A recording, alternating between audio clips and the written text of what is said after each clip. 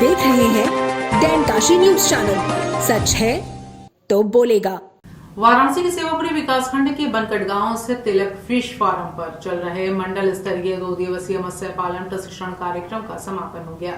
प्रशिक्षण का आयोजन वाराणसी के district project manager Indrashekhar Mishra और deputy manager fisheries Brahmadev Yadav की देखरेख में किया गया। कार्यक्रम में वाराणसी और आसपास के क्षेत्रों से करीब 50 मत्स्य पालक किसानों ने प्रतिभाग किया।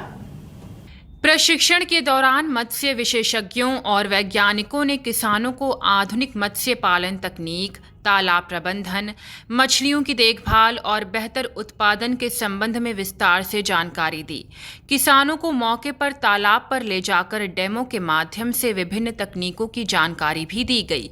विशेषज्ञों ने किसानों को तालाब की गुणवत्ता बनाए रखने, मछलियों के स्वास्थ्य, बेहतर उत्पादन और मौसम के अनुसार आवश्यक सावधानियों के बारे में बताया। किसानों को बारिश, गर्मी और ठंड के मौसम में मछलियों की देखभाल के तरीके भी समझाए गए।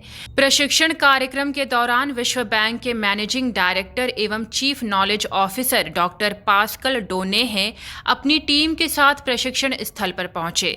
उन्होंने मत्स्य पालक किसानों से बातचीत कर बैंकिंग लेन देन, वित्तीय सुविधाओं और मत्स्य पालन में आने वाली समस्याओं की जानकारी ली।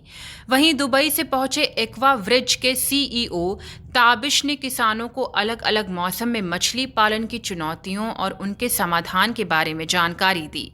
उन्होंने मौसम के अनुसार मछली की सीड का चयन, मछलियों की देखभाल और तैयार उत्पाद को बेहतर कीमत पर बाजार में बेचने के लिए जरूरी बातों की जानकारी साझा की।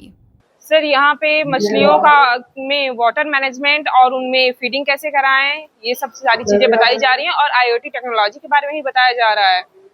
आज आप लोगों के 2 दिन का मुख्य प्रशिक्षण था। प्रशिक्षण में आप लोगों को क्या क्या बताया गया? सर, इसमें सर्वप्रथम हमने ये सीखा कि वाटर मैनेजमेंट कैसे होना चाहिए, उसमें pH, DO, nitrate, nitrogen and ammonia और वाटर में कितना ऑक्सीजन डिजॉल्व होना चाहिए। एंड या फिर ये बता सकते हैं कि सर्दियों में जो